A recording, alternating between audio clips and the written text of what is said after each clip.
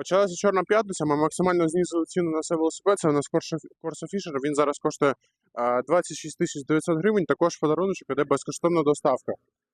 Дуже гарний варіант, тут у нас 600 Вт, задній привід, 48 вольт система. Акумулятор у нас тут на 20 Ампер годин, це пробіг приблизно 60-70 км. Дуже файна моделька, її зараз оновили, тепер є такий файний екранчик з функцією NFC доступу. Тобто, дивіться, зараз він вимкнений, я прикладаю брелочок і він вмикається. Також, якщо увімкнути його без брелочку, то у вас він не буде працювати і буде обмежена швидкість.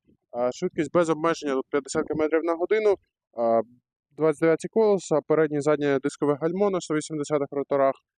Все файно, якби в комплекті є файний тримач гаджетів з зарядкою. Дуже файний варіант, не знаю, що ще вам сказати такого прикольного. Я думаю, плюсів вже достатньо, щоб ви його купили на нашому сайті shetland.in.ua.